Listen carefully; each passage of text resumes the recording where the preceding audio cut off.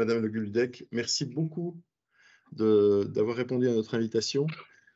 Il y a beaucoup de questions à poser à l'heure actuelle sur le fonctionnement des institutions, sur l'éclairage politique qu'on veut apporter à l'évaluation des produits de santé, la place des différents acteurs autour de cette évaluation. Et c'était pour nous un plaisir de vous inviter pour savoir comment vous voyez le rôle d'un certain nombre d'acteurs dans justement cette évaluation des produits de santé, et puis plus loin que le rôle des acteurs aussi, l'inscription de la France au sein de ce qu'on appelle les pays HTA, c'est-à-dire ceux qui s'intéressent justement à l'évaluation des produits de santé, pour voir comment vous voyez les choses évoluer et prendre place dans le paysage français et européen. Alors, je vais demander à tout le monde donc, de couper son micro et de couper sa caméra. Et on va passer ensuite à la séquence des questions. Et à ce moment-là, vous aurez la possibilité de remettre la caméra quand vous aurez levé la main. Voilà. Je vous en prie, ce sera avec grand plaisir qu'on va vous écouter. Bien, d'abord, merci de me permettre d'être avec vous ce matin. Ce sera mon dernier Café Nil, puisque vous savez que je finis mon mandat à la HAS le 9 avril. Et donc, voilà, c'est très bientôt maintenant, quelques années passionnantes. Et donc, vous avez souhaité que j'aborde deux sujets, mais évidemment, ensuite, la discussion voilà, est totalement libre et je ferai mon mieux pour répondre aux questions. Vous m'avez demandé de parler du sort des innovations à la HAS, en particulier des innovations des produits de santé, et puis de l'engagement des usagers dans ces évaluations des produits de santé en particulier. Alors, j'ai fait un résumé de quelques infos, mais évidemment, encore une fois, je ne veux pas être trop longue et je crois que c'est au moment des questions qu'on peut le plus avancer sur les explications. Je dirais que les choses ont quand même beaucoup bougé sur l'arrivée des innovations dans notre système de santé. D'abord parce qu'il y en a beaucoup et qu'on peut s'en réjouir, avec quand même des succès notables. Deuxièmement, parce que je pense que clairement, l'accès pour les patients s'est amélioré. Je le dis de façon vraiment convaincue. D'abord, par le système qui a été mis en place d'accès précoce, qui a maintenant un peu plus de 18 mois d'existence et pour lequel, vous le verrez, le bilan est vraiment très positif. Et puis, par même les évolutions qui sont produites dans le droit commun, qui dépendent de la commission de la transparence, donc vous savez, c'est une commission réglementée, mais qui a pris en compte un certain nombre d'évolutions de certains médicaments, de certaines innovations dans les méthodes d'évaluation pour évaluer les nouveaux designs d'études et prendre en compte ces nouveaux designs d'études et qui donc régulièrement fait évoluer sa doctrine d'évaluation et c'est un processus continu, hein, c'est comme la qualité ça. Au fur et à mesure que les designs, les choses évoluent et les innovations de rupture qu'on voit en ce moment, évidemment, avec des nouveaux designs d'études, nécessitent des adaptations.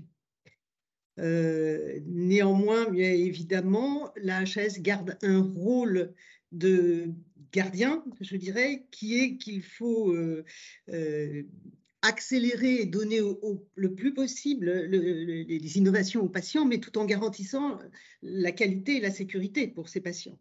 Donc, avec des garanties sur la qualité des données que l'on a pour l'évaluation, évidemment. Alors, je voulais vous donner quelques chiffres sur cet accès précoce parce qu'ils sont très parlants. Ça a été vraiment un appel d'air important puisque au bilan que nous avons fait en fin d'année 22, et puisque après 18 mois d'ouverture de l'accès précoce, nous avions évalué 177 dossiers avaient été déposés et c'était bien plus que ce qui avait été prévu au démarrage. Je dirais que le taux d'acceptation a été au global d'environ 80%. et plus dans certaines spécialités, puisqu'en cancéro, c'est près de 9 sur 10 qui ont eu un accès précoce, une autorisation d'accès précoce. Donc vous voyez que c'est un dispositif qui fonctionne bien et qui est couronné souvent de succès. Puisque ce que demande l'accès précoce, attention par rapport au droit commun, c'est une présomption d'efficacité. Donc évidemment, le niveau de preuve, on n'attend pas le même niveau de preuve pour une demande d'accès précoce que pour un dossier de droit commun. Donc c'est une présomption suffisamment étayée pour des pathologies graves, invalidantes, pour lesquelles souvent on n'a pas de traitement efficace, ou suffisamment efficace en tout cas, et donc qu'un progrès est attendu pour les patients. Une autre chose très intéressante sur ces accès précoces, c'est pas loin de la moitié ont eu une contribution des associations d'usagers dans leur évaluation. Et c'est vraiment un progrès. D'ailleurs, sur l'ensemble des dossiers d'évaluation, on est à 40% à l'HAS de contribution, ce qui est un vrai progrès en quelques années. Et vraiment, nous nous en réjouissons parce que cela améliore l'évaluation de façon notable. L'accès précoce, par rapport à la TLU, vous savez que c'est une évaluation combinée avec la NSM.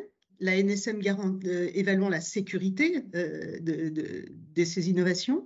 Et elle a permis une accélération des délais, puisque la moyenne est de 68 jours, délai moyen, plus rapide même que les 3 mois réglementaires à 90 jours. Et même quand il y a une rencontre pré-dépôt, c'est-à-dire que les industriels viennent rencontrer les chefs de projet de la HAS pour mieux construire leur dossier, le délai passe à 40 jours.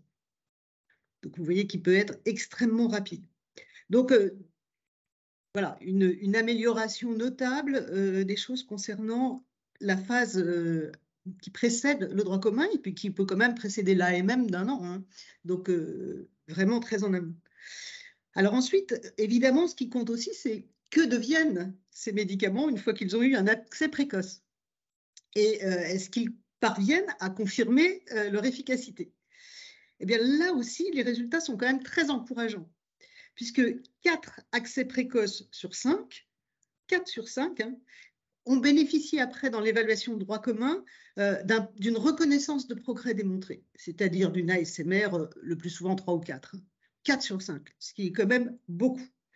Donc, on voit que ce dispositif est efficient puisqu'il permet de faire bénéficier les patients vraiment en amont du droit commun et en amont même de l'AMM, et avec des médicaments qui, pour la plupart, ont finalement un vrai bénéfice pour les patients, encore une fois, 4 sur 5. Parallèlement, mais également lié à cet accès précoce et à cette évaluation de présomption, la doctrine de la Commission de transparence pour le droit commun a évolué suite à un groupe de travail sur les nouvelles méthodes qui a travaillé pendant plus d'1 an sur une demande, une saisine du ministre de la Santé, Olivier Véran à l'époque, et qui a fait des travaux approfondis sur les nouvelles méthodes d'évaluation, sur les designs et surtout sur les critères. Quand peut-on les accepter? Quelles sont les garanties de qualité de ces nouveaux designs, etc.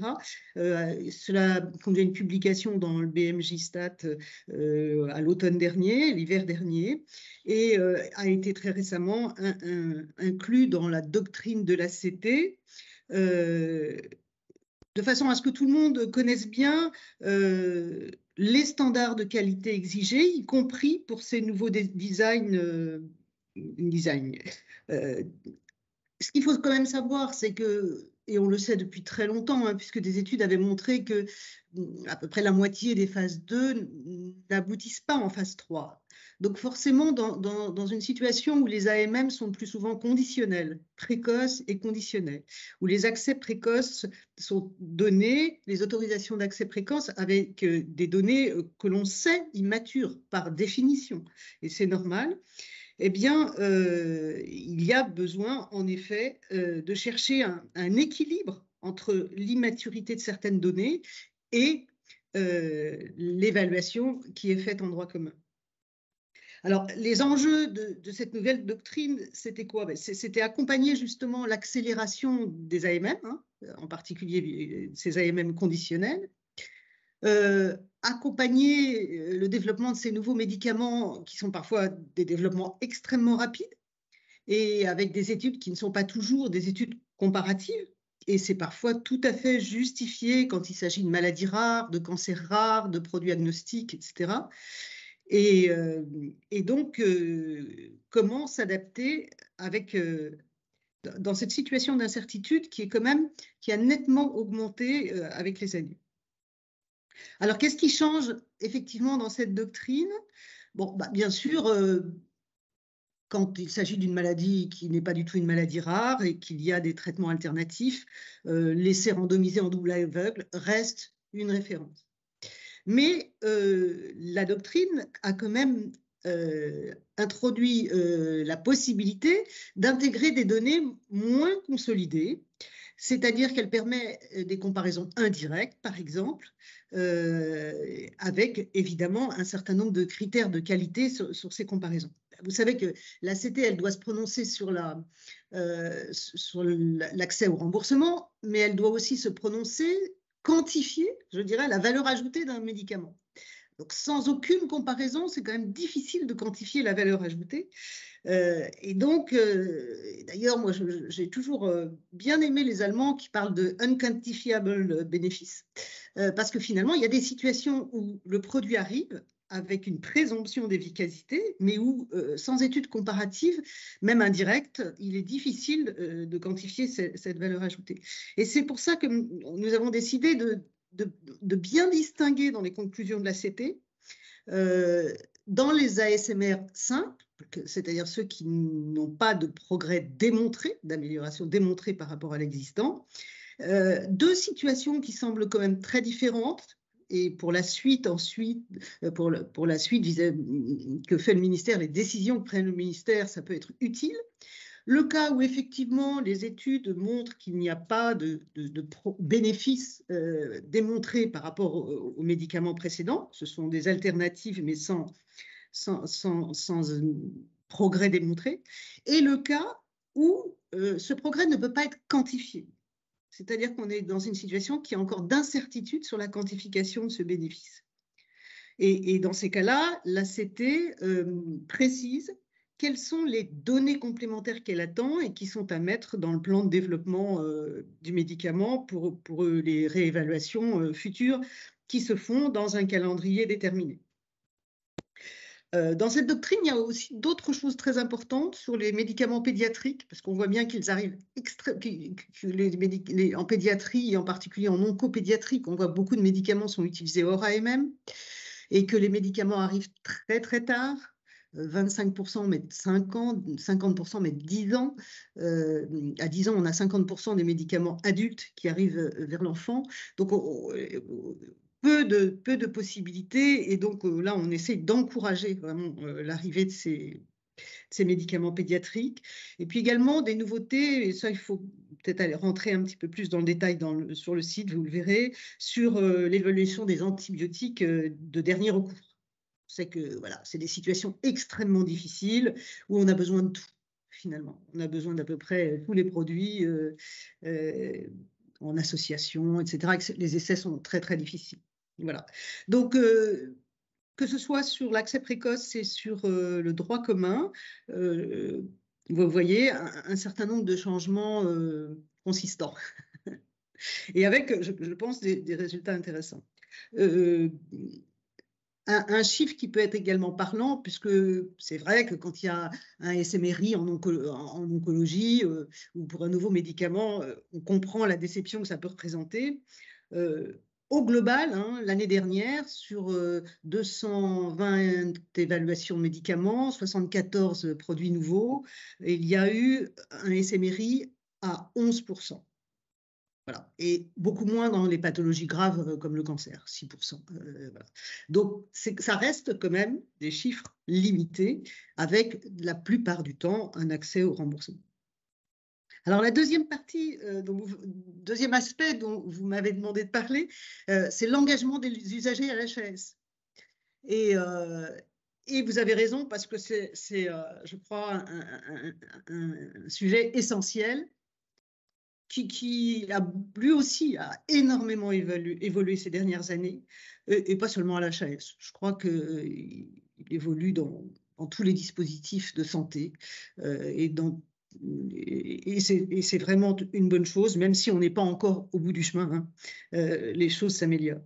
Alors déjà, chez nous, c'est une stratégie globale, hein, puisque vous savez que l'axe 2 de notre projet stratégique 2019-2024, c'est faire de l'engagement des usagers une priorité.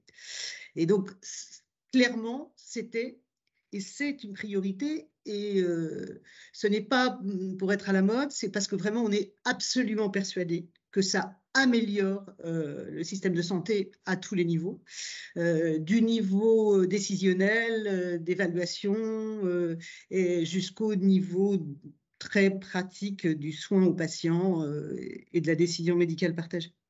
Alors pour nous, il y avait vraiment deux objectifs importants. C'était de donner aux usagers la capacité de vraiment être acteurs de leur santé, de la qualité des soins pour eux et pour les autres. Des soins et des accompagnements. Je dis souvent soins, mais vous savez que tout ce qu'on fait à l'HAS concerne aussi le secteur social et médico-social.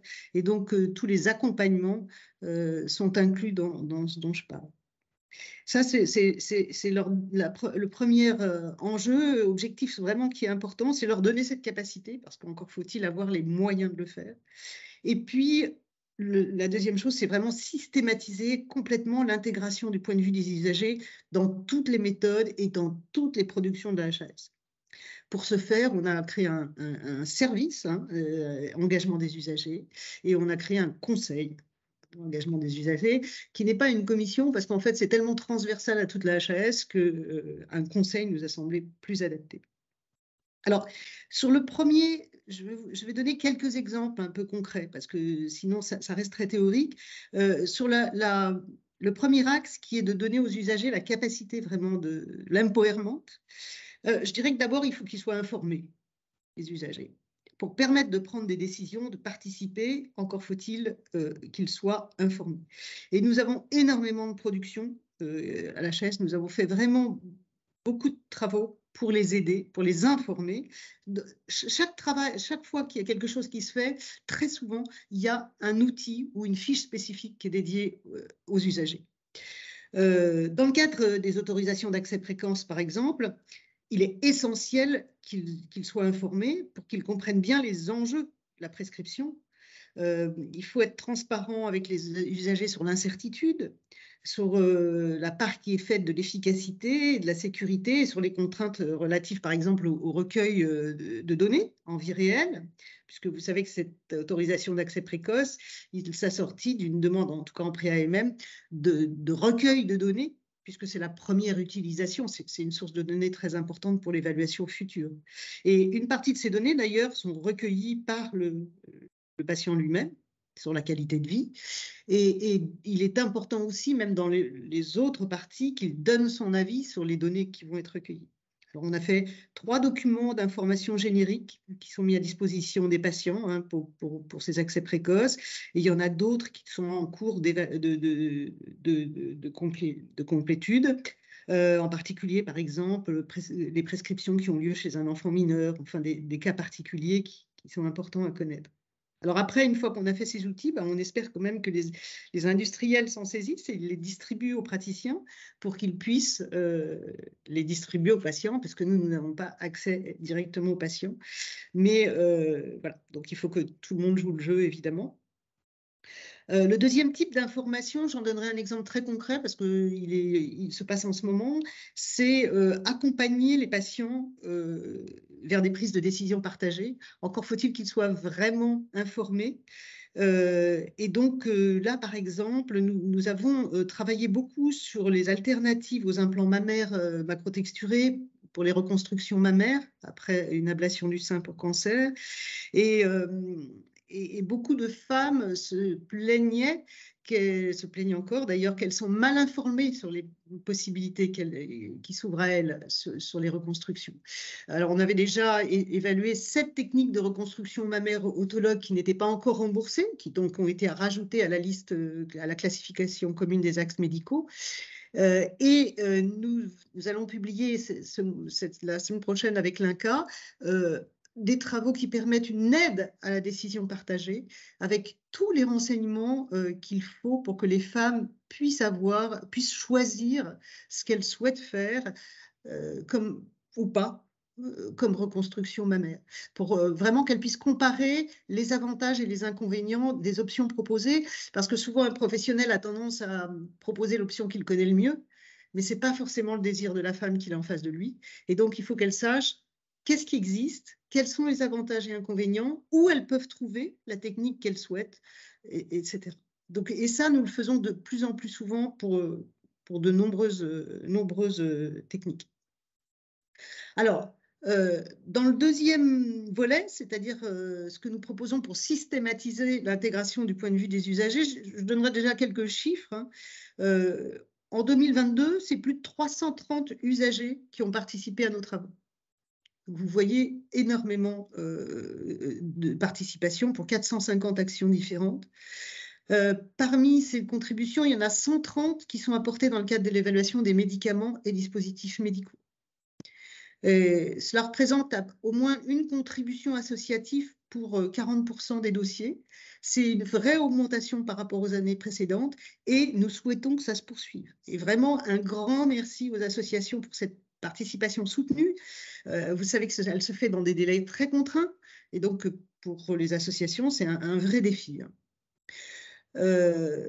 Alors, pour les soutenir, nous avons essayé de mettre à disposition des supports de formation, des quiz qui concernent l'évaluation des technologies, des questionnaires standardisés, des guides, un service dédié qui répond à toutes leurs questions éventuelles et qui les accompagne lors de leur première contribution. Après, ils prennent l'habitude et font ça très bien tout seuls, mais au départ, ils ont besoin d'un peu d'aide. Donc, voilà. Alors après, quelles sont les modalités de participation dans le cadre d'évolution des produits de santé? Évidemment, ça dépend beaucoup de la procédure qui est en cours, puisque vous savez qu'on a, selon nos missions, nous avons des contraintes réglementaires qui font que les délais ne sont pas les mêmes, la confidentialité, le degré de confidentialité n'est pas le même, etc. Donc, ça dépend évidemment des productions. Et nous avons sorti en novembre 22 un nouveau guide de coopération de la HAS avec les usagers et les associations. Et je prendrai quelques exemples de ce guide sur les produits de santé. Déjà, vous savez que toutes les commissions de la HAS ont parmi leurs membres 2 ou 3 membres experts qui sont recrutés en leur qualité de membres d'une association d'usagers et qui contribuent au débat et au vote exactement comme les experts professionnels. Ça, c'est une chose qui est importante, qui n'est pas nouvelle, mais qui est très importante. Dans le cadre des rencontres précoces, il y a souvent aussi des rendez-vous avec des entretiens individuels entre un ou plusieurs patients et les chefs de projet. Cela leur permet, dans un cadre strictement confidentiel et à une phase vraiment précoce du développement d'un médicament, quand l'industriel sollicite les recommandations de l'HAS pour finaliser le design d'études, d'avoir vraiment le point de vue des usagers dans le cadre précis de cette pathologie précise. Pour l'accès précoce, il est systématiquement demandé aux associations une contribution écrite. Et nous faisons également des auditions, soit d'associations ou de collectifs, pour permettre qu'ils nous fassent part de leurs perspectives, des situations cliniques rencontrées, des difficultés, de leurs attentes. Et puis également pour parler du recueil des données en vie réelle, qui n'est pas toujours simple pour eux. Ce sont les associations dûment déclarées qui peuvent bénéficier également, quand elles le souhaitent, et sous engagement de confidentialité, elles peuvent obtenir ce qu'on appelle le PUTRD, c'est-à-dire le document qui permet le recueil d'informations dans le suivi du médicament qui a obtenu un accès précoce. Alors, en droit commun, ce sont des contributions écrites qui sont demandées par impossibilité matérielle de conduire des auditions dans les temps requis. Pour l'ensemble des dossiers, ça serait juste impossible. Elles sont signalées sur le site Internet. On fait des courriers d'invitation spécifiques pour les associations. Et puis, elles répondent via un questionnaire commun qui permet d'avoir leur avis sur l'impact de la maladie, sur la qualité de vie, pour le patient et pour ses proches, sur les traitements dont ils sont disponibles, sur leurs attentes, leurs craintes, parfois leur connaissance du médicament en évaluation, et puis sur les critères d'accès précoce. Ils donnent leur avis, de même que, comme j'ai dit tout à l'heure, sur la collecte des données. Alors, au-delà de l'évaluation des médicaments, vous savez que pour les recommandations vaccinales, nous faisons et sur les recommandations de santé publique, nous faisons souvent des consultations publiques. Et en tant que partie prenante, les associations du système d'usagers, évidemment, du système de santé participent, hein, comme les parties prenantes de professionnels, à se prononcer sur ces versions préliminaires de recommandations. Nous venons de terminer une consultation publique sur l'obligation vaccinale pour les soignants. Et évidemment, nous tenons beaucoup de ces contributions. Et puis enfin, en dernier, je citerai le cadre d'évaluation des actes professionnels et des stratégies de dépistage dans lesquelles, là aussi, les usagers font partie de nos groupes de travail et c'est très important. Je signale d'ailleurs que nous avons créé une nouvelle commission qui est pour l'instant non réglementée pour évaluer les produits et actes diagnostiques dans la mesure où ils sont très nombreux. Je parlerai de la génétique, de la biologie, mais également de l'imagerie et où nous voulons faire un effort pour accélérer et améliorer l'évaluation de ces produits. En espérant d'ailleurs que cette commission devienne réglementée pour accélérer et faciliter le process interne d'évaluation. Voilà.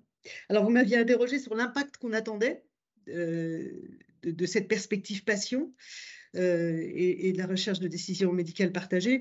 Je dirais que cet impact, il est à différents niveaux, hein. Il est au niveau de la société. C'est-à-dire qu'il faut mettre en pratique ce qu'on appelle la démocratie sanitaire. Il ne s'agit pas de n'avoir que les lois, c'est très très bien, mais il faut encore qu'elles soient vécues et déclinées dans la pratique. Au niveau des institutions, il s'agit d'éclairer au mieux l'evidence-based medicine, hein. Je vous rappelle que c'est les données scientifiques, c'est l'expérience des professionnels, mais c'est aussi les attentes des patients. Au niveau des organismes de recherche, je crois que c'est extrêmement important et que là aussi, les choses bougent beaucoup pour promouvoir la perspective des usagers, pour mieux cibler les études, hein, et les traitements qui sont évalués. Et puis, au niveau des usagers, c'est pour valoriser leur savoir et d'expérience et qu'ils gagnent en capacité à agir sur leur propre santé et sur celle de leurs pairs. Voilà. Alors, on avait fixé tous nos objectifs dans une feuille de route pour lequel on s'était fixé 8 objectifs. Il y en a 4 qui sont atteints, il y en a 4 qui sont encore en cours. Je dirais que les 2 que nous devons encore travailler pour vraiment les améliorer, c'est renforcer l'information qui est dévolue aux associations pour la contribution des usagers aux produits de santé. Vous savez qu'il y a beaucoup de données qui sont confidentielles et donc voilà, ils souhaitent avoir davantage d'informations. Il faut qu'on trouve des solutions. Et de notre côté aussi, c'est améliorer le retour d'informations après la contribution des usagers. C'est vrai que nous n'avons souvent pas le temps et que nous ne le faisons pas systématiquement, ce retour vers les usagers, et que c'est un peu frustrant pour eux. Donc, vous voyez, encore pas mal d'améliorations à poursuivre. Voilà, je ne veux pas être plus longue, j'espère que je n'ai pas été trop longue sur ces propos préliminaires. Et puis, bienvenue à toutes les questions. Non, vraiment, merci de ces propos liminaires parce qu'ils sont très éclairants et je pense que ça va déclencher beaucoup de questions. Et puis, ça éclaire aussi une part du travail que vous faites et qui n'est pas connu. Et c'est aussi un peu la problématique du citoyen, c'est de savoir quelquefois comment toute l'action publique peut être conduite et dans quel sens elle va. Et ce n'est pas facile de pouvoir se retrouver dans un monde qui est un monde extrêmement complexe, sur lequel on est souvent centré, soit quand on est professionnel de santé, sur des aspects techniques, quand on est industriel, sur, on va dire, une part un peu... Enfin, on s'intéresse plus au SMR et à la SMR qu'au reste. D'ailleurs, ça pose un vrai problème. Et vous l'avez abordé avec les ASMR5, c'est que derrière le couteau tombe, et c'est ASMR5, la direction de la sécurité sociale, que ce soit une ASMR5 parce qu'il n'y a pas encore toutes les données, ou pas du tout ou parce que c'est une vraie ASMR5, c'est-à-dire que ça n'apporte pas de valeur ajoutée. De toute façon, pour l'industriel, c'est exactement la même chose. la DSS n'a pas votre finesse d'analyse et ne tient absolument pas compte du caractère justement du fait que c'est quelque chose encore d'inquantifiable et qui mériterait d'être travaillé.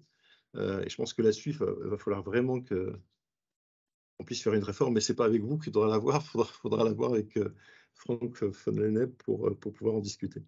Mais nous discutons avec lui, hein, parce que c'est vrai qu'il faut trouver des… quand il y a des difficultés, on arrive à trouver des solutions, hein, la preuve pour l'accès précoce. Donc voilà, j'ai confiance qu'on va… Il y a encore des difficultés en effet, et ces difficultés, on ne peut pas trop se plaindre, parce que c'est parce que les produits arrivent très vite. Donc non, mais voilà, tout à fait.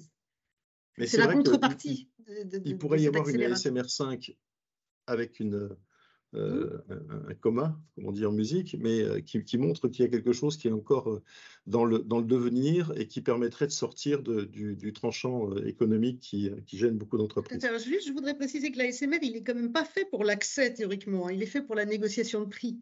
C'est le SMR hein, qui… Et donc là, un ASMR ne devrait pas bloquer l'accès. Et d'ailleurs, un ASMR 5 pour une innovation, si c'est en ville et Perros, il n'y aura pas de problème de prise en charge. C'est quand elle est à l'hôpital à cause de la liste en sus. Donc c'est là qu'il faut qu'on trouve un problème, il faut qu'on lève ce problème d'articulation.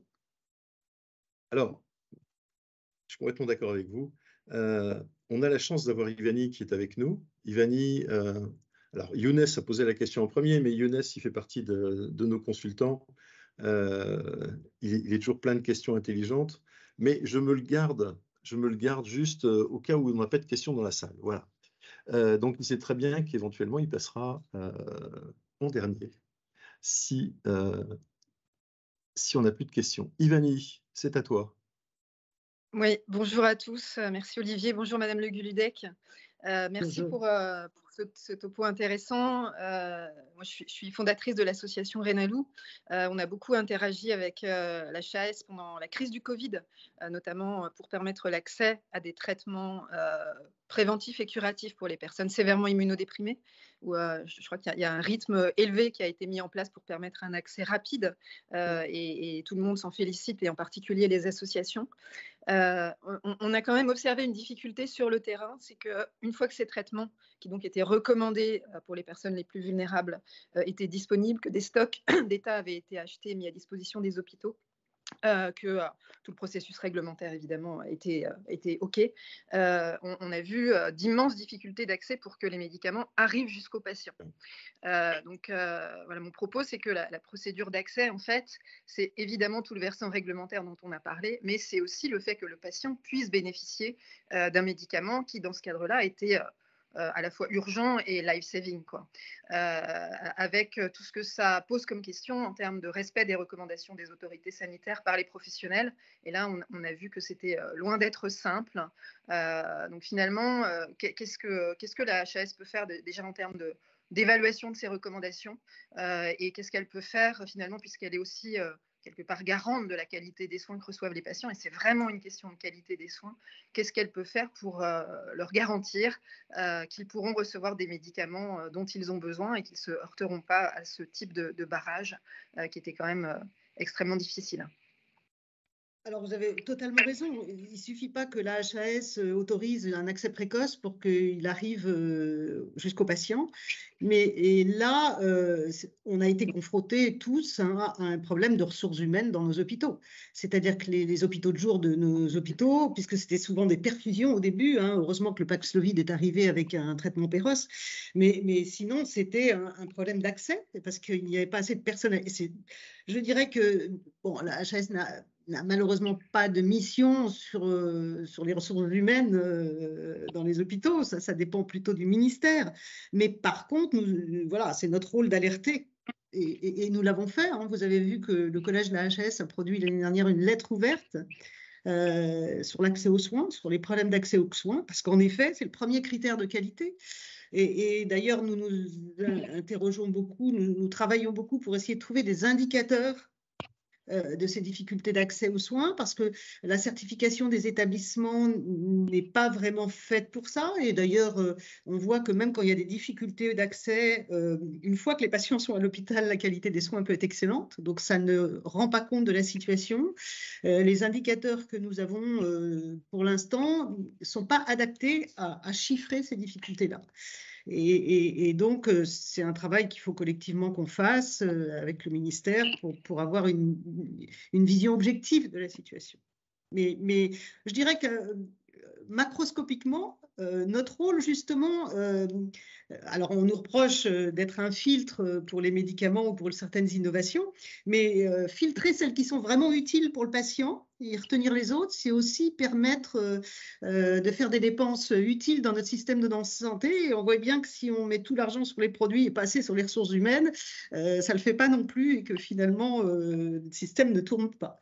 Donc voilà, c'est le filtre que l'on fait pour évaluer les actes, les produits de santé, sert aussi à répartir au mieux possible les dépenses de santé. Malheureusement, je n'ai pas de solution magique parce que je ne suis pas sûre que ce problème de ressources humaines à l'hôpital sera un problème rapide à régler. Alors moi, je vais rebondir sur la question d'Ivani, à moins que Ivani veuille continuer à poser une autre question. Oui, mais j'ai envie de rebondir dessus. Vas-y, Ivani. Pardon. Il y a eu effectivement d'importantes difficultés de ressources qu'on a tous bien comprises, notamment pour les traitements qui étaient administrables en hôpital de jour. Mais ces difficultés, elles ont aussi concerné l'accès aux stratégies vaccinales renforcées, alors que les vaccins étaient accessibles en pharmacie. Et elles ont concerné aussi le Paxlovid, à la fois dans sa phase accès précoce, puis en droit commun. Le Paxlovid est resté très faiblement utilisé, alors que c'était du Péros. Donc voilà, mon propos, c'est qu'en effet, il y a une part de difficultés logistiques liées à l'hôpital, mais pas seulement. Oui. Oui. Peut-être que les généralistes ne se sont pas assez saisis du Paxlovid. Probablement qu'il y a quelques difficultés de prescription parce qu'il y a beaucoup d'interactions médicamenteuses. Et comme il faut faire très vite en plus, puisqu'il faut que ce soit donné dans les 5 jours, ça pose là aussi des difficultés d'accès. Mais alors justement, c'est là où je veux rebondir sur la question d'Ivani, parce que dans les évaluations qui sont faites par la Haute Autorité de Santé, il y a en particulier la stratégie thérapeutique.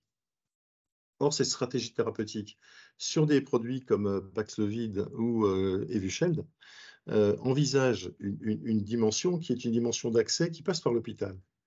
On s'aperçoit qu'à l'heure actuelle, les patients qui sont immunodéprimés, quand on regarde, alors qu'il y a des stocks d'État, la quantité de produits qui sont distribués par l'intermédiaire des services hospitaliers, elle est, on va dire, infime, mais elle caractérise à peu près 30% des stocks. C'est-à-dire qu'on va finir par mettre du médicament à la poubelle parce qu'il a passé la date de péremption. Et donc, est-ce qu'il n'y a pas quelque part, dans cette évolution du système de santé, à un moment où on a besoin de toutes les ressources, et dans les stratégies d'aller vers, en particulier pour des patients qui sont sévèrement immunodéprimés, ça peut être le cas des patients qui sont chez Renalou, mais c'est aussi le cas du collectif Greffe Plus, par exemple, qui regroupe 9 associations qui sont dans le domaine de la greffe. La problématique fondamentale, c'est en gardant dans cet accès aux soins une porte, on va dire une petite porte d'entrée par l'intermédiaire de l'hôpital, et en laissant un certain nombre de décideurs locaux choisir s'ils voulaient ou pas prescrire du produit, c'est que cet objectif que vous avez déterminé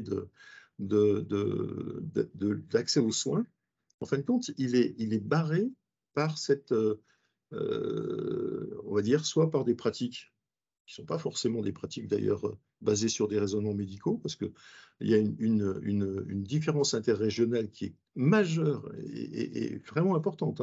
Ça peut aller de 1 à 10 en ce qui concerne les régions et les CHU, alors que si on avait pu se baser sur le savoir et la pratique des pharmaciens d'officine, des médecins généralistes, dans le cadre des CPTS, dans le cadre de tous les mécanismes des maisons de santé pluriprofessionnelles, on aurait pu faire un accès et un aller vers beaucoup plus rapide. Et est-ce que la HAS ne pourrait pas nous mettre dans ces stratégies thérapeutiques nous ouvrir cette porte de dire, mais dans d'autres pays, ça se fait, pourquoi on ne le fait pas en France? Alors, vous parlez un petit peu de la délégation de certains actes ailleurs que dans le cabinet médical, c'est ça que vous voulez Ah évoquer non, non, non, même ou... pas, non, c'est simplement le fait de dire un certain nombre d'actes médicaux qui sont à l'heure Mhm. actuelle, on va dire presque dogmatiquement réservés à l'hôpital, alors qu'on a une prise en charge qui doit s'ouvrir, une mise en place des traitements qui s'est faite d'ailleurs de manière dérogatoire pendant la crise de la Covid pour un certain nombre de choses, et les portes se sont fermées. Est-ce que l'AHS ne pourrait pas aider les associations dans le fait de dire, dans la stratégie thérapeutique, par exemple, comme ça se fait en Angleterre, comme ça se fait en Allemagne, comme ça se fait en Espagne, c'est pas l'hôpital qui donne l'accès, c'est la possibilité d'avoir une mobilisation sous réserve peut-être de validation des compétences, mais une administration et une délivrance qui puisse être faite par une pharmacie d'officine et par un médecin généraliste. Vous Alors, voyez? là, pour le Covid en particulier, les médecins généralistes ont eu accès à beaucoup de choses. On parlait du Paxlovid. Les anticorps, c'était un peu compliqué puisqu'il fallait... je ne suis pas sûre qu'ils étaient très demandeurs de faire des perfusions d'anticorps avec les Si, surveillances derrière, etc. ils ont même écrit au ministre là-dessus. Si, il y avait un collectif qui s'est créé entre les médecins, les pharmaciens et les associations. Ivani pourra en parler parce que Mais à ma connaissance, nous n'avons à aucun moment limité la prescription par l'hôpital. Hein. À aucun moment. Ensuite, après, il faut que les choses se déclinent sur le terrain, mais en tout cas, oui. il n'y avait pas de limitation Non, de tout à fait. l'usage à l'hôpital. Hein. Il y a quelques médicaments qui sont limités, mais c'est sur des maladies très particulières, dans des conditions très, très, très Bien sûr. particulières. Mais là, en l'occurrence, ce n'était pas le cas. Non, mais le fait qu'il n'y ait pas de recommandation de la HAS là-dessus fait qu'on s'est retrouvé avec des administrations centrales qui ont bloqué l'accès. Et d'une certaine manière, c'est dommage parce qu'il y avait une vraie volonté de la part des praticiens de terrain de pouvoir s'emparer de cette... il y a 300 000 patients concernés, je prends cet exemple, mais... je crois que de toute façon, dans l'état dans lequel on est, au niveau de notre système de santé, tous les moyens sécures, à condition évidemment de garantir la sécurité, sont bons. C'est-à-dire que vraiment l'opinion de chaque fois que la HAS peut ouvrir les vannes, elle le fait. Vous avez vu que les pharmaciens, que ce soit pour la vaccination, pour des dépistages, pour des prescriptions simples, voilà, on a avancé dans ce sens, y compris parfois malgré les organisations professionnelles médicales qui ne voyaient pas forcément d'un bon œil, à condition que nous estimions que les garanties de sécurité et de qualité y étaient pour les patients, on y va. Hein. On n'a pas le choix. Je pense qu'aujourd'hui, on n'a pas le choix. Et vous avez tout à fait raison. Mais c'est vrai que ce mouvement, il faut l'accompagner parce qu'à l'heure actuelle, on reste encore très hospitalo-centré sur un certain nombre de prises en charge et que le passage par la petite porte étroite de l'hôpital fait que pour certaines populations, qui sont des populations là on parle de 300 000 patients sévèrement immunodéprimés, fait que en fonction de l'opinion d'un chef de service ou de quelqu'un d'autre, nonobstant des avis de la haute autorité de santé d'ailleurs, vous n'avez pas accès aux médicaments. Donc c'est vrai que ce mouvement incitatif dans la stratégie thérapeutique pourrait être, on pourrait peut-être réfléchir au fait de se dire, est-ce qu'on ne peut pas ouvrir plus largement la possibilité de l'accès, surtout quand c'est des stocks d'État pour des populations dédiées. On n'est pas sur de la surconsommation de médicaments, on est sur des populations qu'il faut protéger. Alors, je passe ensuite la parole Il y a plein de questions dans le chat. Je vois que d'ailleurs, je n'ai pas répondu à votre question que sur l'Europe. Mais il y en a tellement que je ne sais pas si je vais répondre à tout ça. Je vous laisse choisir, Olivier. Sur le plan de l'Europe, c'est important. Savoir comment vous vous inscrivez dans la politique européenne. Pendant un temps, on a eu l'impression que la France avait toujours cette espèce de volonté de driver un peu les méthodes d'évaluation européennes. On a l'impression peut-être d'un changement de paradigme. La France va plus travailler avec les autres structures d'évaluation. Comment vous voyez les choses et comment vous les voyez évoluer? Alors, il y a un changement majeur qui est l'introduction du nouveau règlement européen sur l'HTS, sur l'évaluation des produits de santé et des médicaments, qui est vraiment une étape absolument majeure, qui avait été précédée par des travaux communs auxquels on a beaucoup participé pendant très longtemps, plus de 10 ans, qui s'appelait ENETA, mais c'était des participations volontaires. Alors que là, le règlement européen dit bien qu'à partir de 2025, certains médicaments, pas tous, hein, seront évalués à l'échelon européen. Et évidemment, l'aprésal, ce qu'on appelle l'aprésal, l'introduction dans le remboursement national sera fait à l'échelon national. Donc l'ACT gardera son rôle. Mais par contre, ce qui est fait par le service de la HAS sera fait en commun avec l'ensemble des pays de l'Union européenne. Nous y travaillons fortement pour préparer tout ça, parce que vous imaginez qu'il y a des pays qui n'ont pas du tout d'évaluation, d'autres qui en ont très différentes. Donc, il s'agit d'harmoniser tous ces process. Ce n'est pas simple. Ce n'est vraiment pas simple, parce que c'est vrai que beaucoup d'hétérogénéité, et donc il faut trouver des voies de passage, hein, des consensus, et tout ça est en train de se construire. Alors ensuite, le vrai problème, c'est que pour faire tout ça, il faut des ressources. Voilà, et que bon, les ressources à la HAS comme ailleurs, hein, elles n'ont pas grossi, et qu'aujourd'hui, il faut faire à la fois le travail de construction européenne et le travail national, plus l'accès précoce, plus le reste. La HAS bénéficie de nouvelles missions tous les ans, hein, avec le PLFSS. Avec le LFSS, on s'en réjouit, simplement, on a un tout petit peu de mal aux entournures. En 2025, donc, des évaluations communes devraient commencer par les médicaments de cancérologie, une maladie rare, puis progressivement inclure plus de produits. Voilà. Alors, comment est-ce que nous arriverons effectivement à participer? Comment seront répartis les dossiers et comment chaque pays pourra contribuer? Là, ça dépendra. Bon, le travail actuel, c'est un travail de préparation, hein, mais ça dépendra beaucoup des ressources qu'on y mettra, hein. Ça a été pareil pour la NSM et l'EMA. Si on on demande pas mieux que de contribuer le plus possible, hein, parce que je pense que de toute façon c'est la voie de passage et ça deviendra la voie habituelle. Mais voilà, encore faut-il pouvoir le faire sur un plan nettement de ressources. Oui, tout à fait. Mais c'est absolument capital pour qu'on puisse justement améliorer l'accès aux innovations en particulier. Oui, le problème, c'est que sur l'ensemble des pays européens, il n'y en aura pas tant que ça qui seront capables de faire les évaluations en 2025. Non. Alors ensuite, il faut que les autres, il y a tout un partage de compétences qu'il faut qu'on fasse avec les autres pays pour que tout le monde monte en gamme, je dirais, et que tout le monde puisse participer à ces évaluations communes. Parce qu'une évaluation à l'échelon européen, ça prend 5 fois plus de temps pour un service, pour un dossier qu'une évaluation à l'échelon national.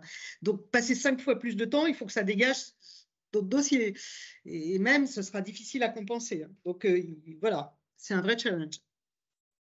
On a une question de Jenny. Alors, Jenny, est-ce que vous pouvez mettre votre caméra et vous présenter et vous dire en quelle qualité vous parlez?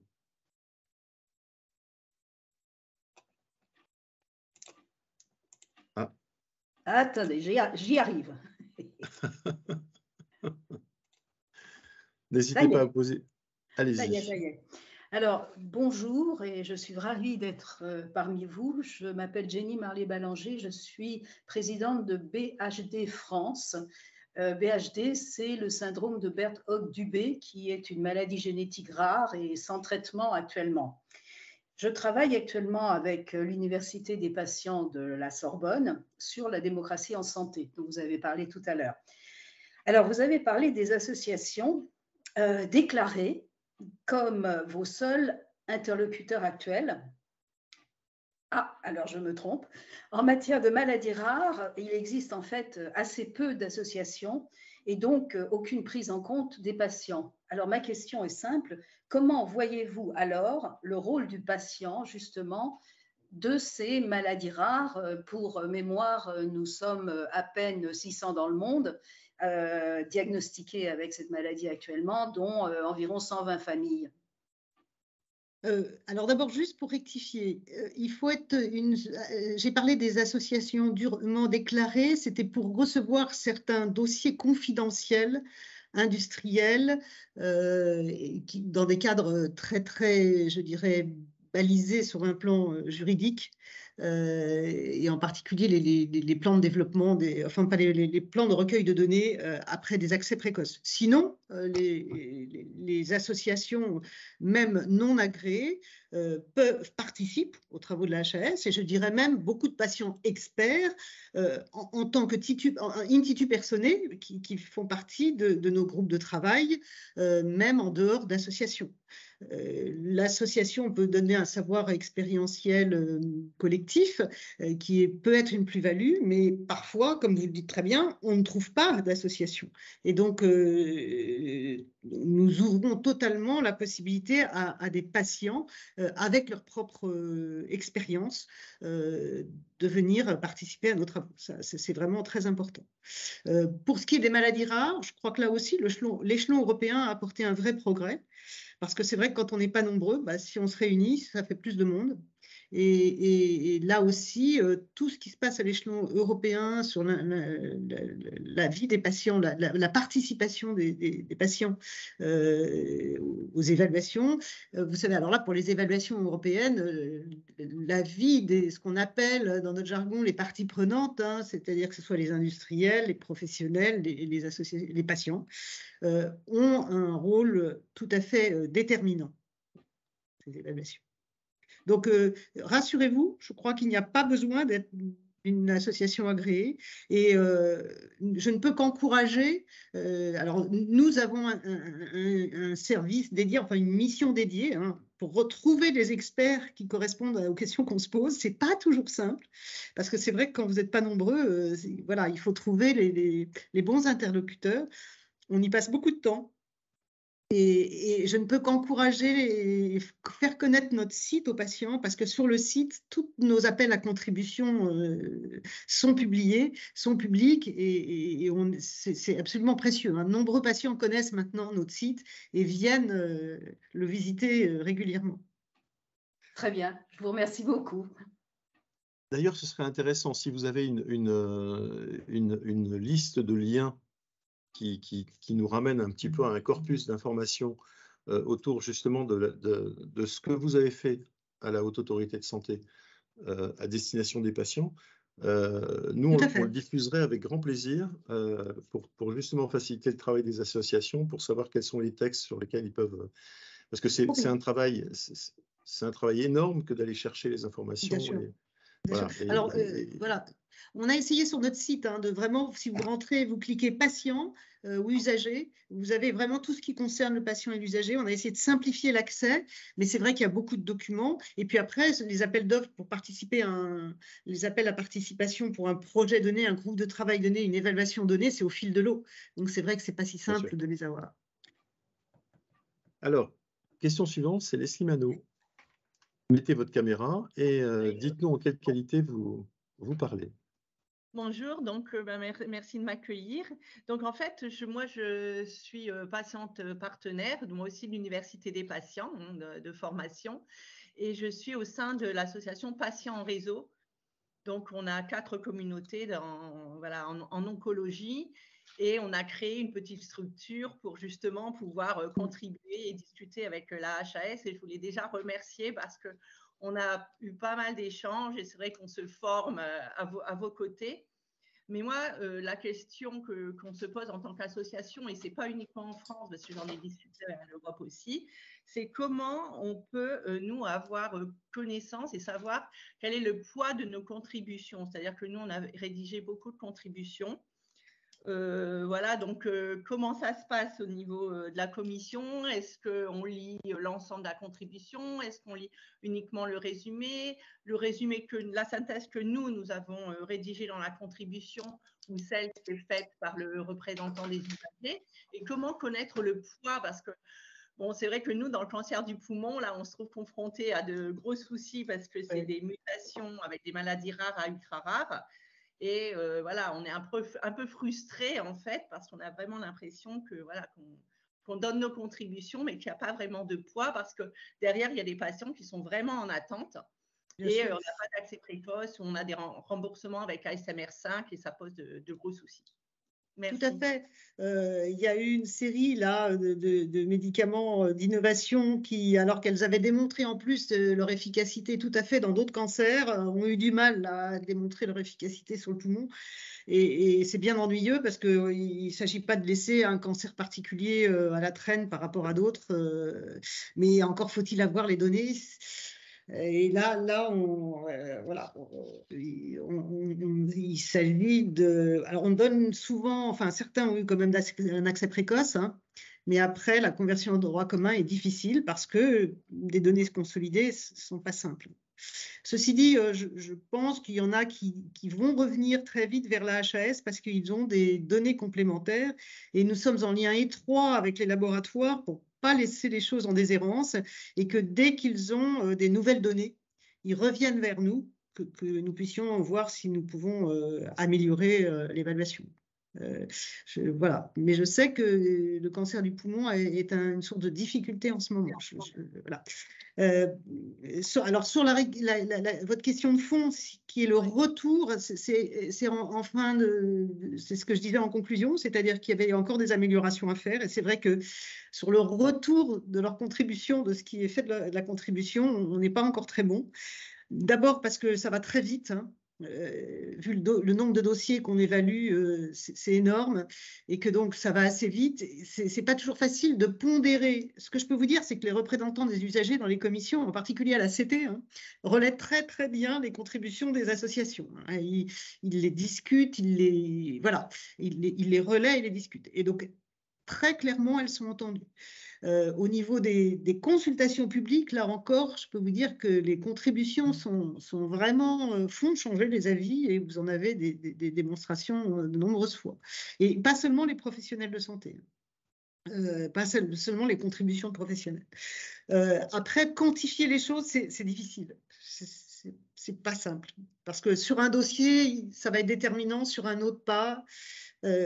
Voilà, c'est quand même, ça dépend vraiment aussi de la solidité scientifique du dossier de fond.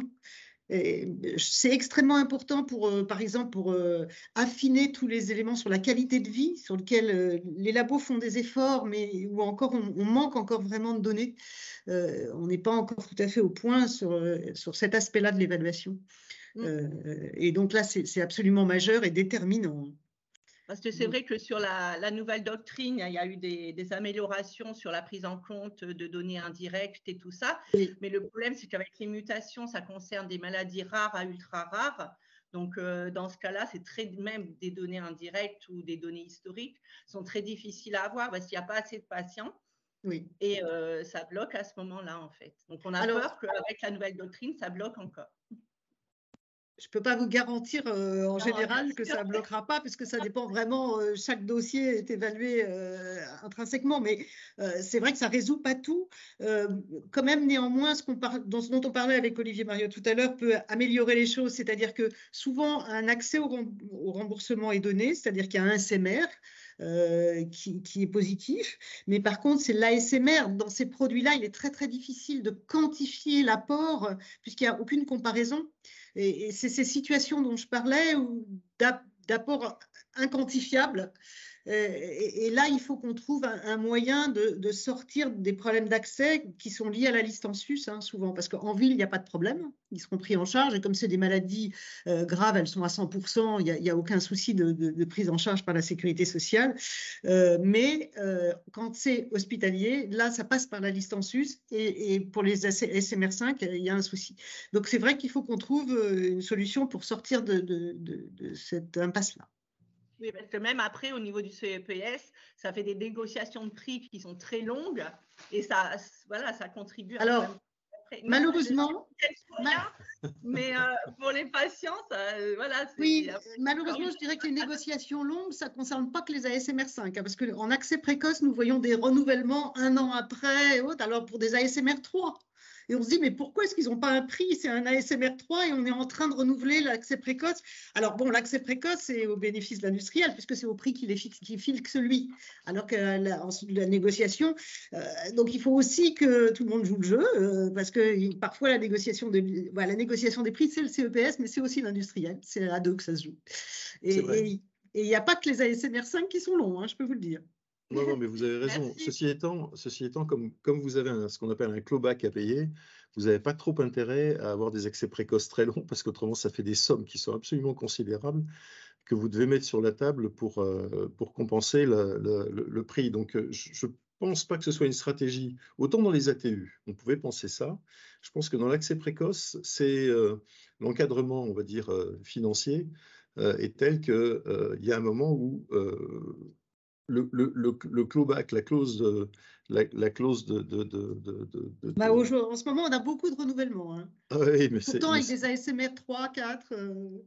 Mais c'est parce qu'on a aussi souvent des problématiques qui sont des problématiques de prix, mais ça ne concerne pas la HAS, avec des niveaux de début de négociation qui sont je dirais, lunaires. Donc, des deux côtés. Donc, on arrive à des situations qui sont très longues à débloquer. Alors, ce serait très sympa, quand vous venez au Café Nil, de mettre vos prénoms, parce que moi j'aime bien parler des gens avec leur prénom et leur nom.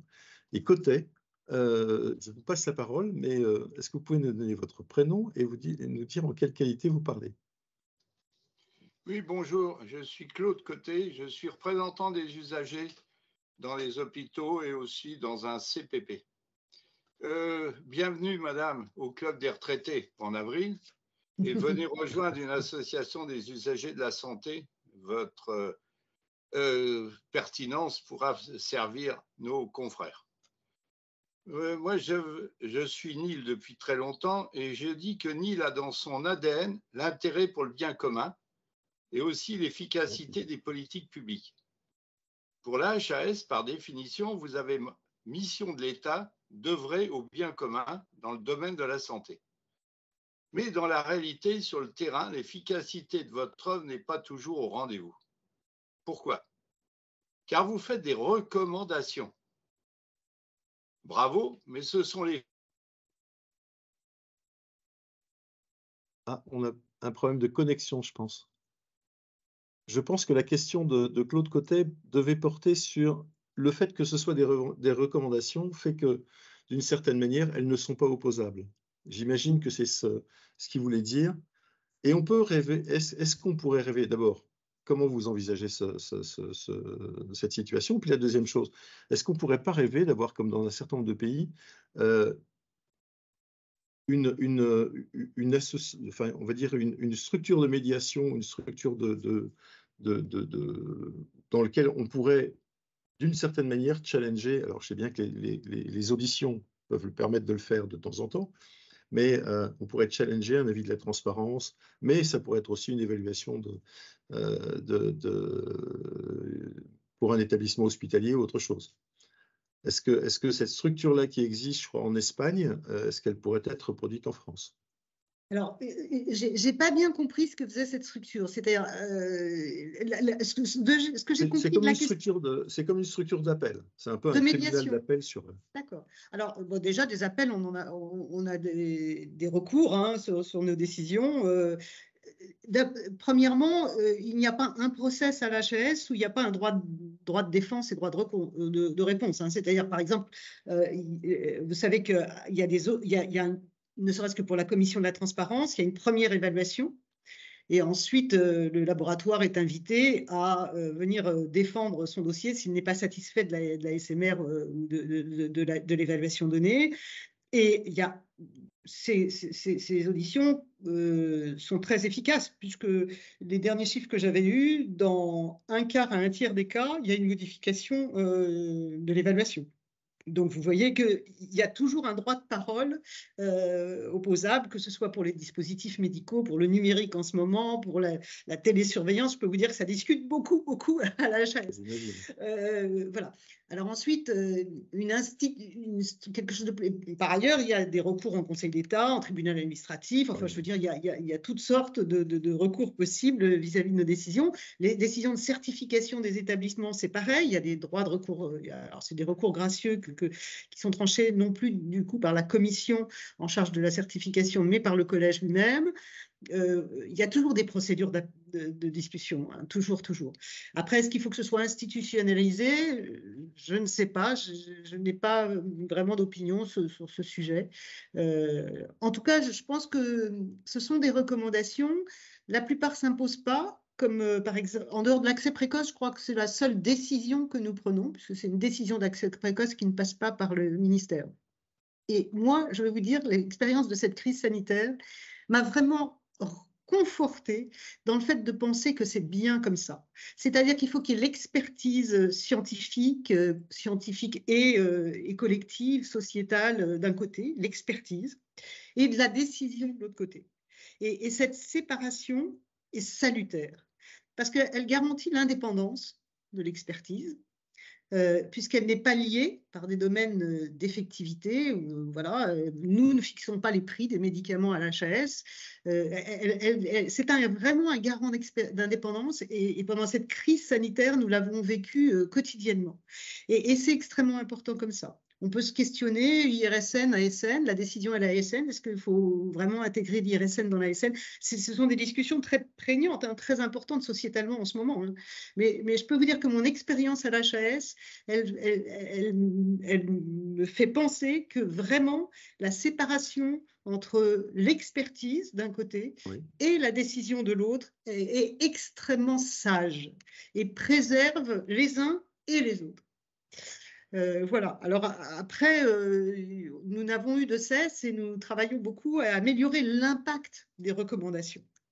Et nous avons même créé une commission qui a fini son mandat, mais qui nous a donné une feuille de route pour améliorer tout ce que nous pouvons faire à notre niveau déjà, pour améliorer l'impact, ne serait-ce que déjà la lisibilité des recommandations, leur facilité d'usage, etc., la reprise, etc.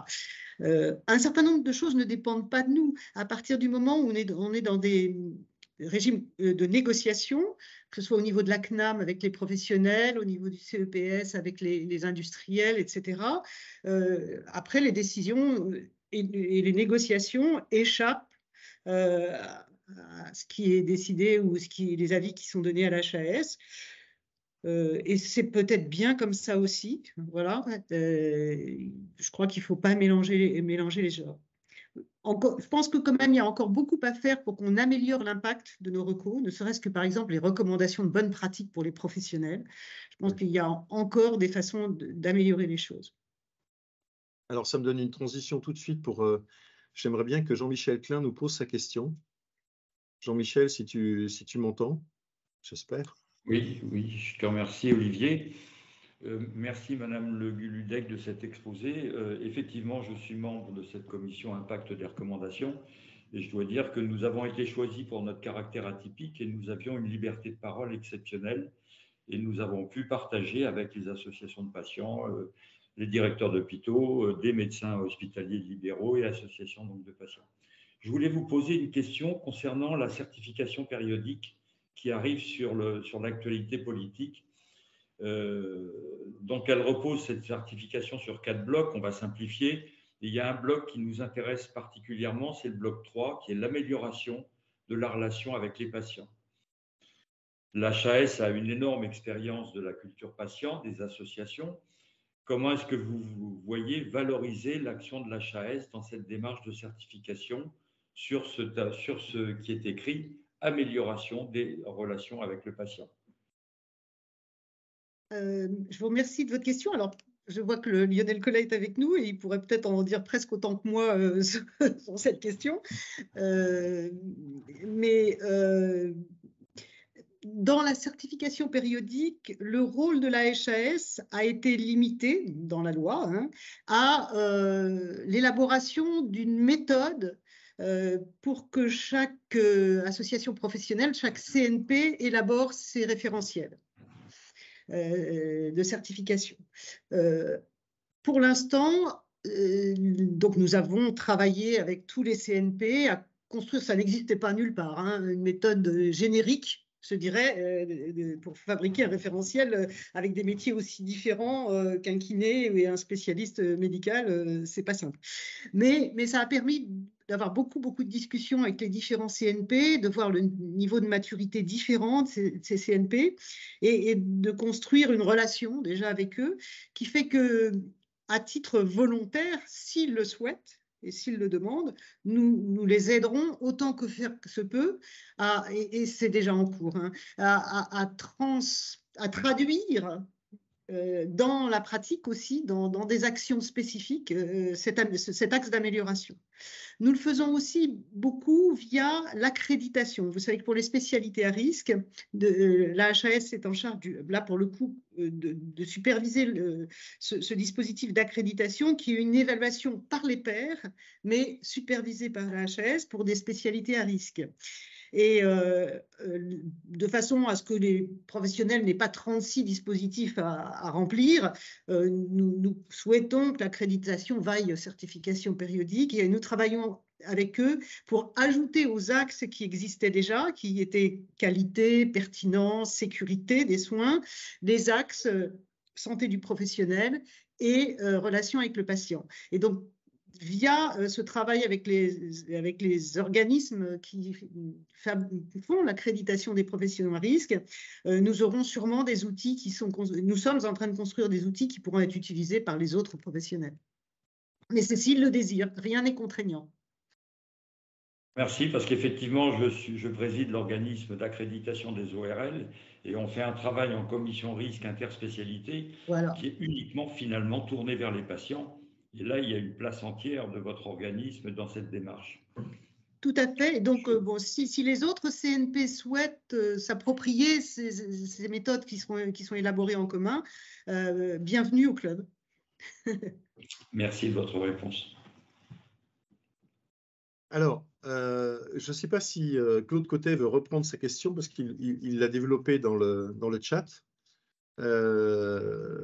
Claude, vous êtes bien entendu bienvenu pour reposer la question si mon interprétation n'était pas la bonne. Et puis, je vois qu'on a une question de Claude. Oui. Ça va, vous avez plus de problèmes de communication? Oui, la session avait planté, donc je me suis reconnecté. Je ne sais plus où j'en étais, parce que je continue à parler, je n'avais pas vu que c'était complètement planté. Bon, oui, je ne vais pas faire perdre du temps à cette noble assemblée.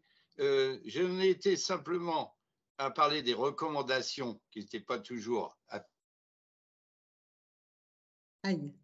On a toujours le même problème. Malheureusement, la liaison n'est pas forcément très bonne. Alors, on a une question de Loïc Jamoto. Loïc?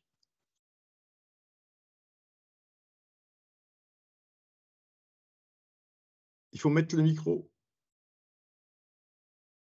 Bonjour madame. Je suis représentant des usagers dans 4 hôpitaux et donc j'ai vécu la certification de ces 4 hôpitaux dernièrement. Là, malheureusement, qu'on peut dire, il y a 4 hôpitaux ont été certifiés sous condition.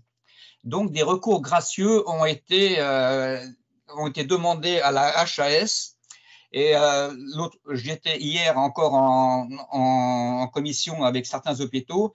Ce qu'il faudrait savoir, c'est le nombre de recours gracieux qui sont mis au niveau de la HAS et surtout combien ont abouti à un changement de décision. Car il y a des certifications qui ont été très, très difficiles pour le personnel, car il faut bien se dire qu'en fin de compte, cette certification est très bien faite par vos experts visiteurs, ça on ne conteste pas, mais l'impact qu'elle a au niveau des soignants qui sortaient d'une crise très forte sur le Covid a un impact très, très, très important. Il faut qu'ils recommencent à nouveau et en plus, il y a aussi maintenant la nouvelle certification pour les établissements médico-sociaux et là aussi, c'est un impact très important pour eux.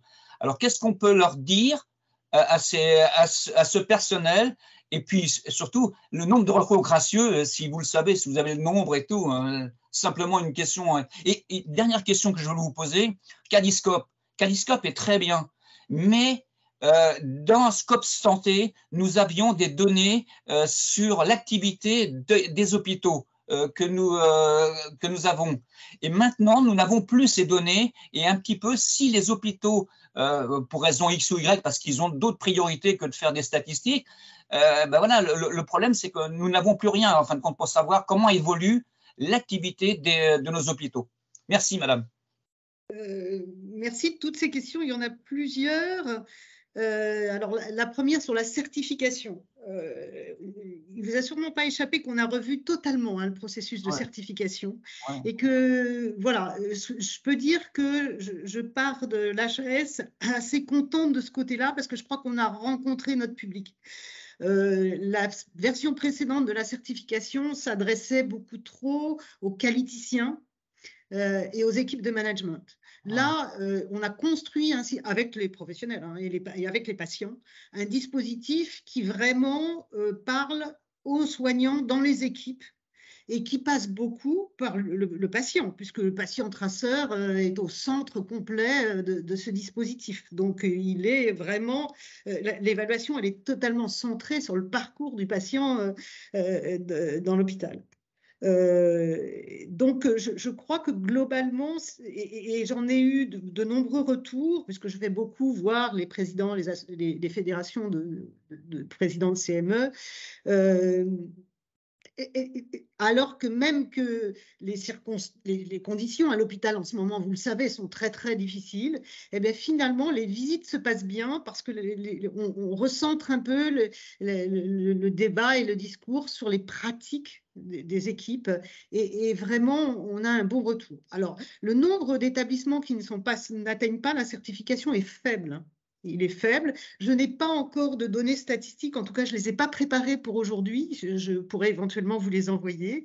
Je n'ai pas le nombre de recours et je ne suis pas sûre qu'il y a encore un bilan qui est fait de recours gracieux, puisque vous savez qu'on a été très, très souple après la crise dans la mise en place de la nouvelle certification.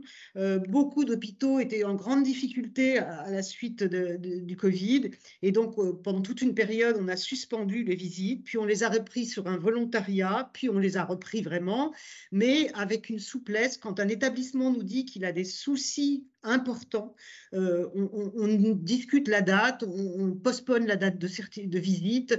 Voilà, de plus en plus, on discute avec les instances pour venir au bon moment.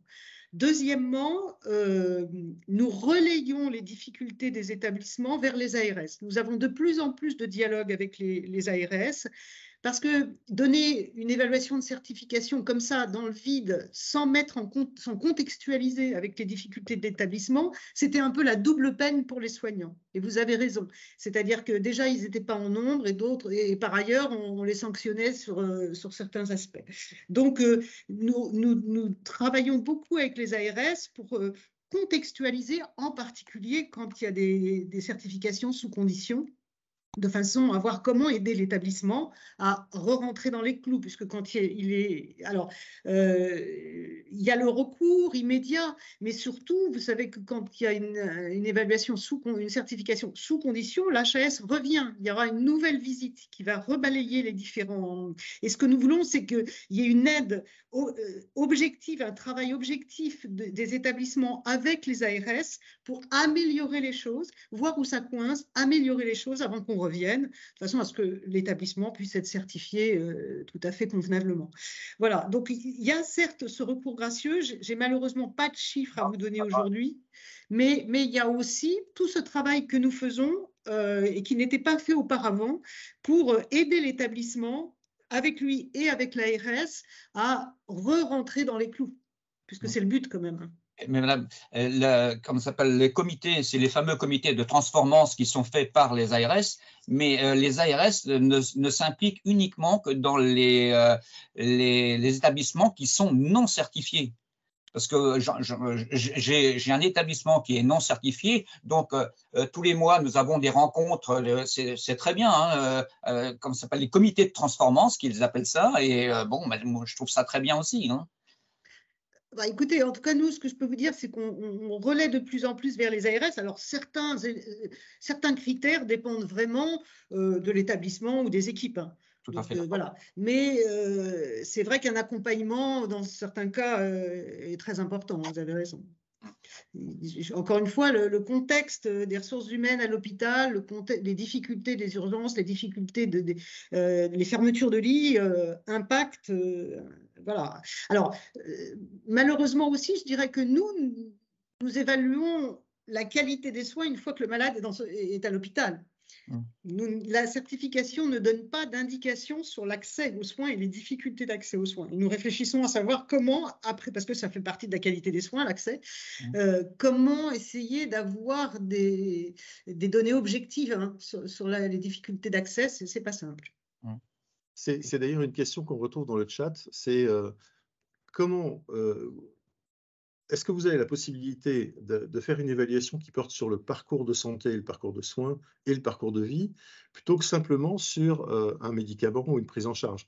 Parce que c'est vrai qu'il y a une dimension à l'heure actuelle, on est en plein dans le débat sur la fin de vie, on est en plein dans ce débat sur le virage domiciliaire, sur la façon de prendre en charge les patients dépendants. Ce n'est pas simplement une question médicamenteuse, c'est une question on va dire, de résultante d'une chaîne de professionnels, de bénévoles, de patients experts, de familles, d'aidants. Et comment est-ce que la HAS a une volonté à se mettre justement dans ce type d'évaluation ou pas? Alors, non seulement une volonté, mais elle le fait. Et ça date de Ma Santé 22.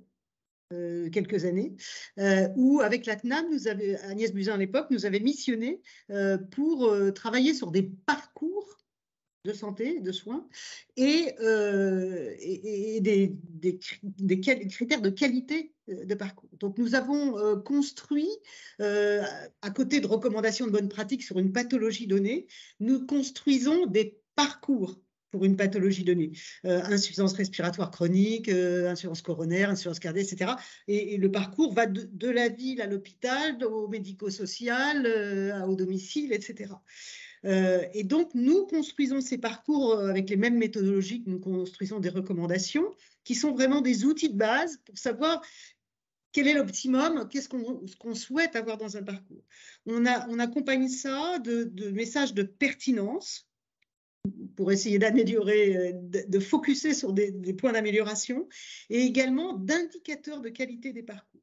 Alors, ces indicateurs de qualité, on les définit à chaque étape. Le problème, c'est qu'après, il faut les trouver. Et ensuite, nous gardons les indicateurs de qualité qui sont dans le SNDS, parce qu'il n'y a pas d'autre moyen d'en avoir. Mais c'est déjà pas mal. Alors, alors ensuite, le problème, c'est tout ça, c'est comme tout à l'heure, ce sont des outils. Encore faut-il que ça serve. Et donc, nous, avec la CNAM, avec certaines ARS se nomment pilotes pour certains de ces parcours. Par exemple, sur la BPCO ou sur l'insuffisance cardiaque, sur la BPCO, nous avons sorti ces indicateurs, à la fois au niveau national, mais aussi au niveau régional, même dans un territoire de soins, de santé. Et certaines ARS ont décidé de s'approprier ces travaux pour, à partir de leurs indicateurs, mettre en place des actions d'amélioration.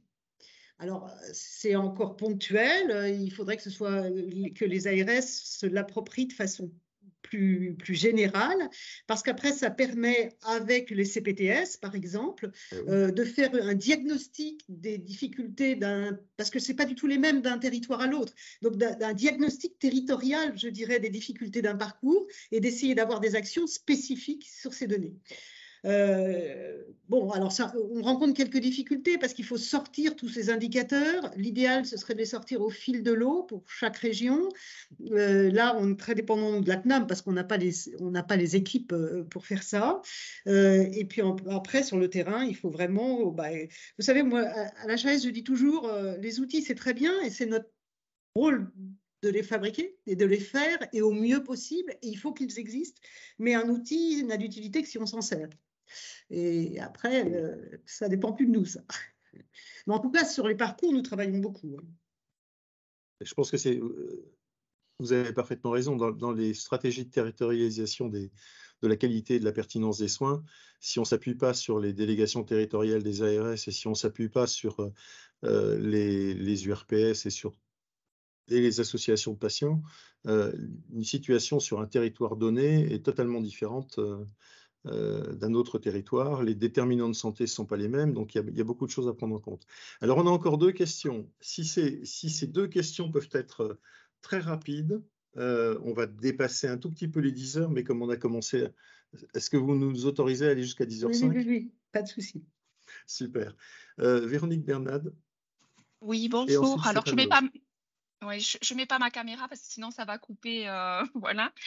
Donc, je suis Véronique Bernat. Je suis co-responsable de mon réseau cancer du sein, donc bénévole au sein de l'association Patients en réseau. Et je voulais évoquer avec vous en fait les données en vie réelle que vous avez évoquées au tout début et leur prise en compte en fait par rapport au questionnaire d'accès précoce et de remboursement.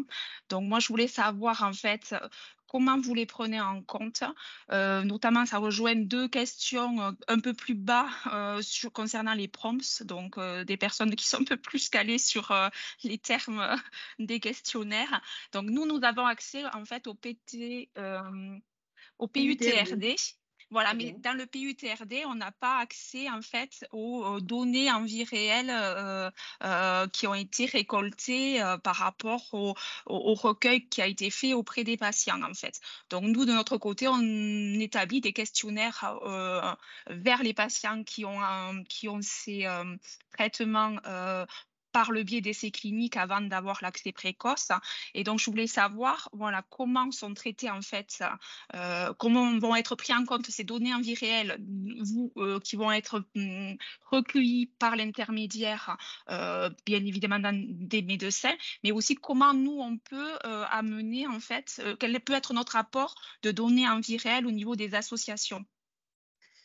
Merci de cette question parce qu'elle est vraiment très importante, parce que vous pouvez agir à différents niveaux. Alors, juste pour que tout le monde comprenne bien, en fait, ces fameux PUTRD, ce sont les données à recueillir qu'on essaye de faire simple et concise, hein, parce que les professionnels n'ont plus le temps de remplir. Donc, il faut qu'on soit vraiment très ciblé sur les éléments, les indicateurs importants.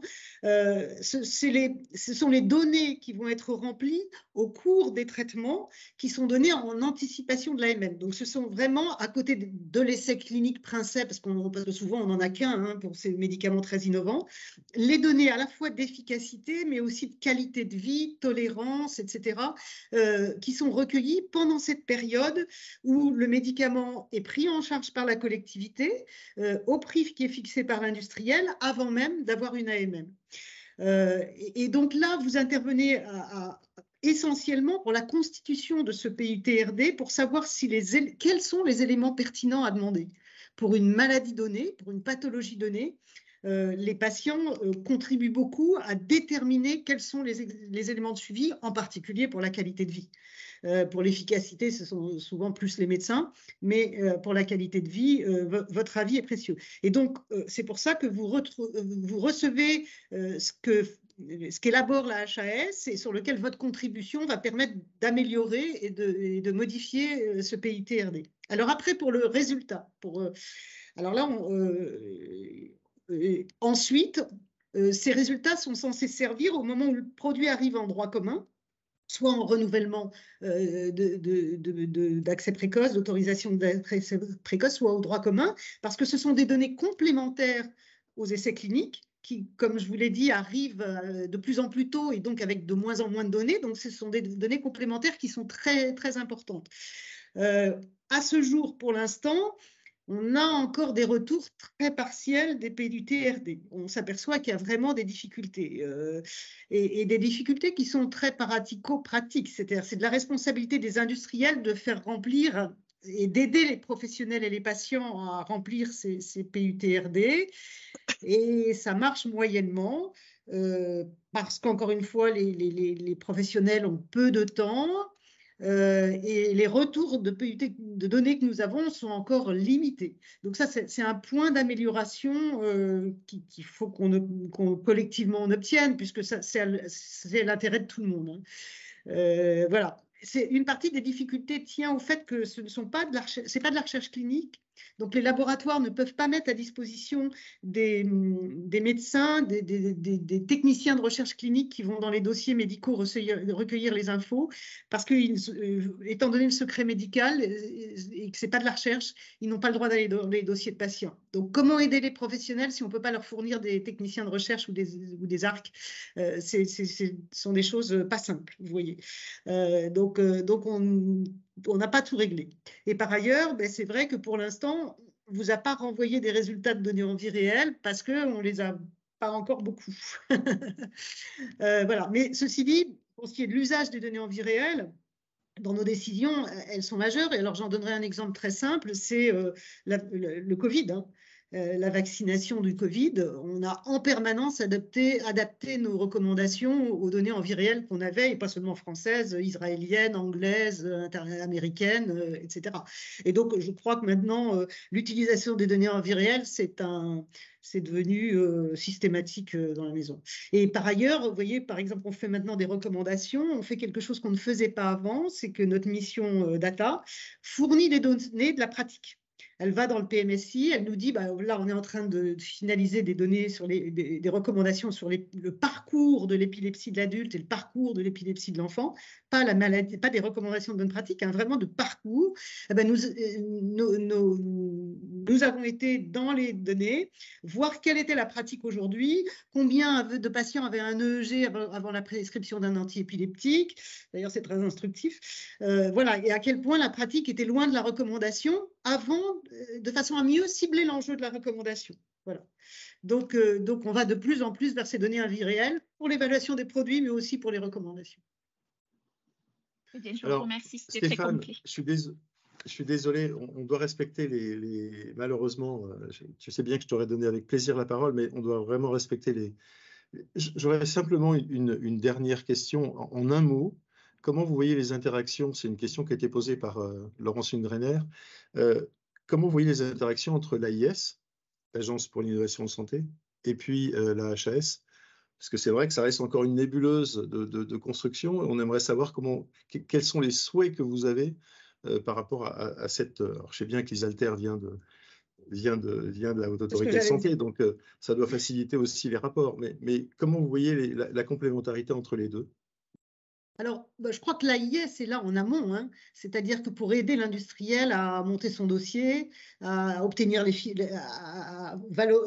faire la recherche qui correspond au but qu'elle a in fine, à trouver les financements, en particulier dans les gaps qui existent en France, parce que vous savez que la recherche fondamentale et d'amont est bien financée, la recherche clinique est financée, mais par contre la transition, la translation entre le préclinique et le clinique est très mal financée. Donc, je crois que ça va être une aide à la fois pour les universitaires et pour les industriels pour amener des produits à maturité, des produits français développés en France à maturité. Et puis aussi pour d'autres produits à entrer mieux dans les clous de ce qui leur est demandé pour accéder au marché rapidement. Alors, en effet, Lise a été directrice de la direction de l'évaluation à l'HAS pendant plusieurs années, donc les relations sont parfaitement fluides. Après, bon, évidemment, chacun a son rôle, hein, c'est-à-dire qu'elle est là pour aider les industriels à la maturation de leurs produits. Elle va développer un certain nombre de choses. Elle aimerait bien, par exemple, développer un fast track. Et donc, pourquoi pas avoir des évaluations quand des process de l'AIS ont été suivis, qu'ils arrivent plus vite chez nous, qu'ils soient traités de façon prioritaire. Bon, voilà, ça reste à construire. Nous sommes ouverts à toutes les propositions qui pourront aider en complémentarité de ce qu'on fait déjà, parce qu'on fait beaucoup de rencontres précoces avec les industriels pour les aider à construire leur design d'études. Mais voilà, je crois que c'est une bonne... Cette AIS est une bonne chose pour aider tout le parcours du médicament ou du produit de santé jusqu'à son degré de maturité qui est souhaité. Écoutez, vraiment, merci beaucoup pour toutes ces précisions et les informations que vous nous avez données, qui sont extrêmement importantes. Si on arrive à se faire une shortlist pour vous des hyperliens les plus importants sur le site de la HAS, ce sera avec grand plaisir qu'on la diffusera. Pour justement, vous avez vu qu'il y avait beaucoup on a la chance dans les cafés Nil d'avoir une représentation, une coupe de la société civile en santé. Donc, les patients, les malades, les associations sont exactement au même niveau que les professionnels, les institutions ou les parlementaires. Pour nous, ça. Et donc, la mission qu'on s'est fixée avec ces cafés Nil, c'est justement de faciliter le partage d'informations. Donc, tout ce qui pourra aider à faciliter cette connaissance et à faire augmenter les gens en compétences est bienvenu. Et si vous aviez cette liste, ce serait vraiment avec plaisir qu'on la diffusera. Je vais y veiller. C'est très gentil en tout cas. Voilà, Madame Le Guldec, merci encore. C'était vraiment tout à fait passionnant. Et puis, tous mes voeux personnels pour que je suis sûr que vous avez plein de projets après. Donc, on aura très certainement, ils vont s'intéresser, à mon avis, à la santé. C'est quelque chose que je pressens. Et donc, ce sera avec plaisir si on peut vous recevoir encore une fois au Café Nil. Merci encore. Merci de cette invitation et merci à tous de votre attention. À bientôt peut-être. Avec grand plaisir.